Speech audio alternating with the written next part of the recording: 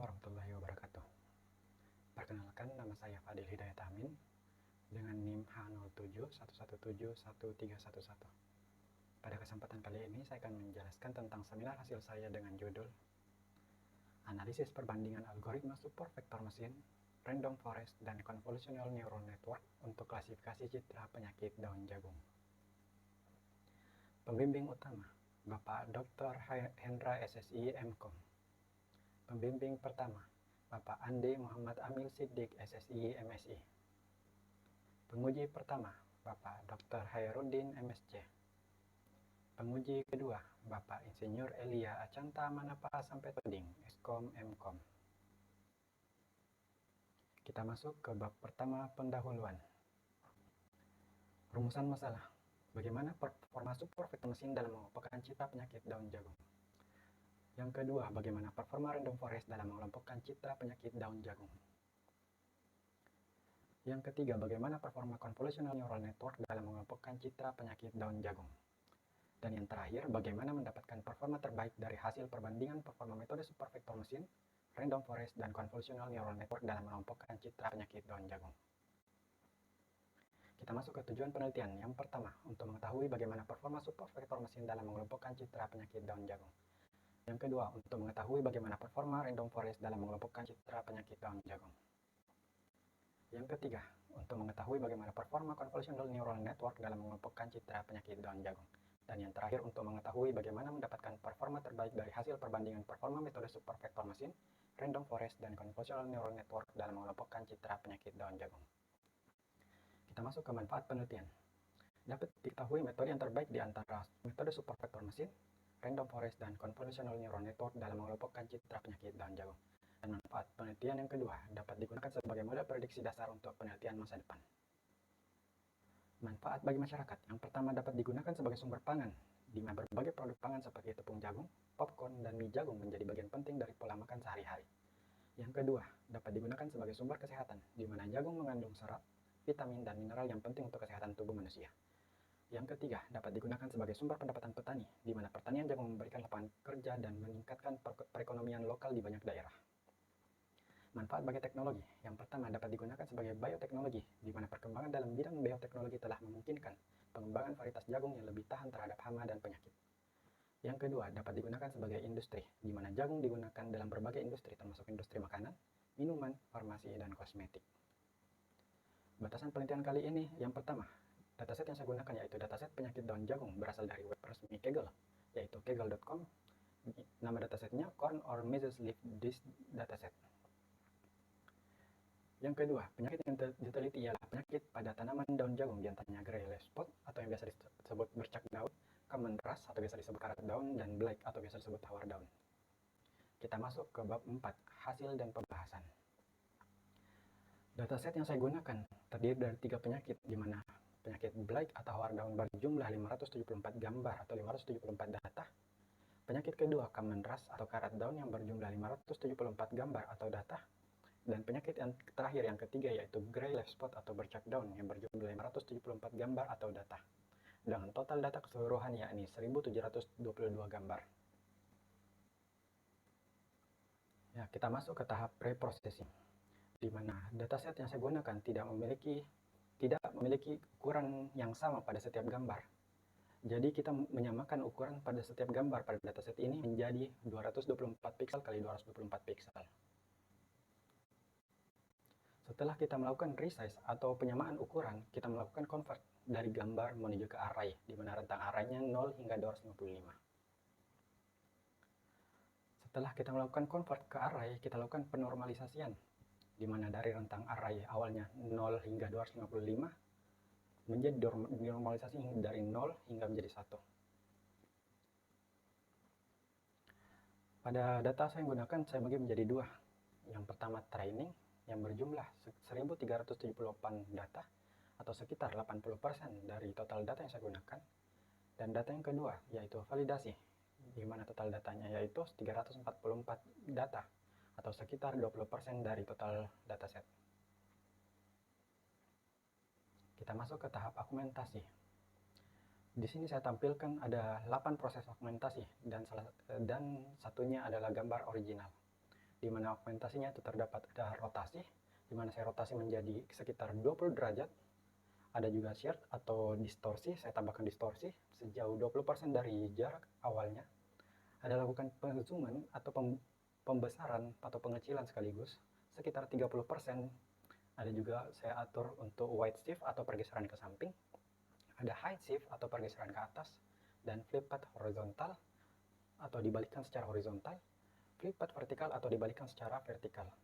Dan yang terakhir adalah break net atau kita atur secara kecerahannya sekitar 50% atau dikurangi 50%. Kita masuk ke metode super vector machine. Dari sini kita dapat melihat dua kurva yang menandakan dari training dan validasi akurasi pada metode super vector machine. Kurva berwarna biru menandakan training akurasi, yang dimana kita dapat melihat itu cenderung menurun. Yang awalnya sekitar 0,99, menurun secara perlahan hingga kurang lebih hasil akhirnya 0,94 untuk training akurasi. Dan untuk kurva kuning atau validasi akurasi untuk metode super vector machine, kita dapat melihat cenderung naik. Yang awalnya nilainya kurang lebih 0,71, cenderung naik hingga hasil akhirnya kita dapat melihat kurang lebih 0,83. Saya menggunakan 7000 training example. Ya, kita masuk ke training dan validasi untuk masing-masing setiap penyakit untuk F1 score pada metode super vector machine. Di sini terdapat menjadi 6 kurva, di mana 3 diantaranya kurva bergaris untuk menandakan training untuk masing-masing penyakit, dan kurva putus-putus untuk menandakan validasi dari 3 penyakit. Contohnya pada kurva biru yang menandakan training F1 score pada penyakit blight, kita dapat melihat itu cenderung menurun. Yang awalnya sekitar 0,88 menurun hingga perlahan hingga hasil akhirnya sekitar 0,84. Dan kita dapat melihat berbanding terbalik dengan validasi F1 score penyakit blight. Itu kita dapat melihat cenderung naik, yang awalnya sekitar 0,66 cenderung naik secara perlahan dan hasil akhirnya mendapatkan sekitar 0,76. Begitupun pada kurva-kurva selanjutnya. Kita masuk ke confusion matrix pada metode super vector machine. Di sini kita dapat melihat bahwa model dapat berhasil menebak beberapa persen pada setiap masing-masing penyakit, yaitu model berhasil menebak sekitar 80,72% untuk penyakit blight, 93,4% untuk penyakit common rash, dan 78,43% untuk penyakit granular spot yang berhasil ditebak oleh model. Adapun beberapa persen model gagal menebak untuk penyakit-penyakit, yaitu sekitar ada contohnya 20,33% model gagal menebak, di mana model menebaknya sebagai penyakit blight yang seharusnya itu adalah penyakit granular spot. Begitupun pada confusion matrix yang ditampilkan. Kita masuk ke metode random forest. Kita dapat melihat di sini ada dua kurva yang menandakan training dan validasi akurasi pada metode random forest. Kurva berwarna biru yaitu kurva training akurasi untuk metode random forest. Kita dapat melihat cenderung naik dan stabil hingga akhir, di mana awalnya sekitar 0,89 naik secara lumayan signifikan dan stabil pada rentang nilai 1,0. Dan hampir mirip dengan pada kurva validasi akurasi untuk metode super vector machine yang berwarna kuning. Kita dapat melihat nilai awalnya sekitar kurang lebih 0,69 naik secara perlahan meskipun mengalami fluktuasi dan stabil hingga akhir sekitar kurang lebih 0,79. Kita masuk ke F1 score untuk training dan validasi masing-masing penyakit pada metode random forest. Di sini terdapat 6 kurva, yaitu 3 kurva bergaris, di mana menandakan kurva training untuk masing-masing penyakit untuk nilai F1 score, dan 3 kurva putus-putus yang menandakan validasi untuk F1 score pada setiap masing-masing penyakit. Contohnya kurva berwarna biru menandakan training F1 score untuk penyakit blight, di mana kita dapat melihat cenderung naik, yang awalnya nilai sekitar 0,84 naik perlahan dan stabil pada nilai 1,0, hampir mirip dengan kurva validasi F1 score untuk penyakit blight.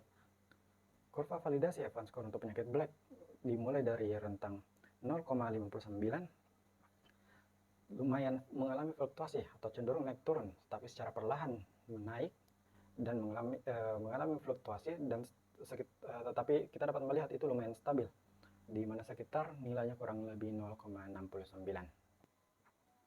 Begitupun pada kurva-kurva selanjutnya. Kita masuk ke confusion matrix untuk random forest. Kita dapat melihat model berhasil menebak untuk penyakit Black sekitar 72,17%, untuk penyakit Common Rust sekitar 94,21%, dan untuk penyakit Gray Leaf Spot sebesar 71,58%. Adapun model gagal menebak, contohnya pada 26,32%. Model gagal menebak yang dimana model menebaknya sebagai penyakit Blight yang seharusnya penyakit Gray Leaf Spot. Kita masuk untuk metode convolutional neural network. Di sini kita dapat melihat dua kurva yang menandakan training dan validasi untuk akurasi CNN. Di mana kurva yang berwarna biru yang menandakan training akurasi untuk metode CNN, kita dapat melihat lumayan signifikan naik, yang awalnya kurang lebih 0,74, naik secara signifikan dan mulai perlahan stabil pada rentang nilai kurang lebih 0,99. Adapun kurva berwarna kuning yang menandakan validasi akurasi untuk metode CNN, kita dapat melihat cenderung naik secara perlahan, dimulai dari 0, kurang lebih 0,86, naik secara perlahan dan mengalami fluktuasi dan stabil hingga akhir, kurang lebih mendapat nilai sekitar 0,96. Kita masuk ke training dan validasi untuk masing-masing penyakit untuk nilai Evans score. Di sini terdapat 6 kurva, di mana 3 kurva bergaris menandakan untuk training Evans score untuk masing-masing penyakit, dan kurva bergaris putus-putus yang menandakan kurva validasi untuk Evans score masing-masing penyakit. Contohnya kita dapat melihat kurva berwarna biru yang menandakan training Evans score untuk penyakit Blight yang naik lumayan signifikan, yang dimulai dari sekitar 0,74, naik secara signifikan dan mengalami stabil hingga akhir sekitar 0,99. Adapun kurva validasi putus-putus yang menandakan validasi Evans score untuk penyakit Blight yang berwarna kuning, kita dapat melihat dia dimulai dari sekitar kurang lebih 0,78, naik lumayan signifikan pada awalnya dan mulai naik secara perlahan atau mengalami fluktuasi hingga akhirnya mendapatkan nilai akhir sekitar 0,94. Begitupun pada kurva-kurva selanjutnya. Kita masuk ke convolution matrix untuk metode convolutional neural network.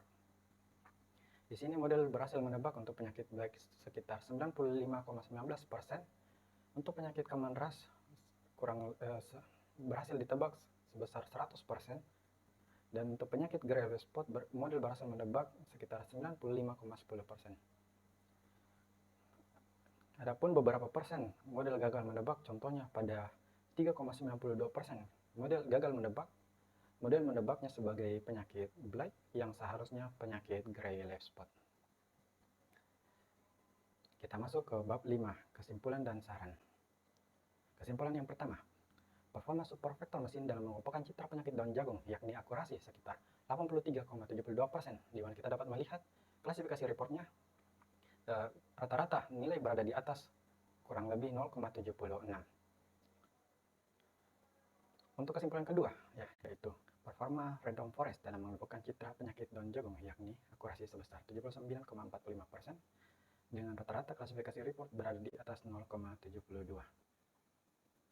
Kesimpulan ketiga, yaitu performa convolutional neural network dalam mengelompokkan citra penyakit daun jagung yakni akurasi sebesar 96,42%. Dan klasifikasi report rata-rata berada di atas 0,95. Kesimpulan yang terakhir, kita dapat mengetahui performa terbaik dari hasil perbandingan performa 3 algoritma diantaranya support vector mesin, random forest, dan convolutional neural network dalam mengumpulkan citra penyakit daun jagung, yaitu yang terbaik adalah convolutional neural network, di mana metode CNN ini mendapatkan akurasi kurang lebih sekitar 96,42% dan nilai untuk recall, presisi, dan Evans score rata-rata berada di atas 0,95. Kita masuk pada saran. Yang pertama, penelitian selanjutnya disarankan untuk menggunakan arsitektur terbaru, misalnya MobileNet V4, untuk melihat kinerja yang dihasilkan. Dan yang terakhir, untuk penelitian selanjutnya disarankan untuk mendeploy model di website maupun mobile. Lebih dan kurangnya mohon dimaafkan. Assalamualaikum warahmatullahi wabarakatuh.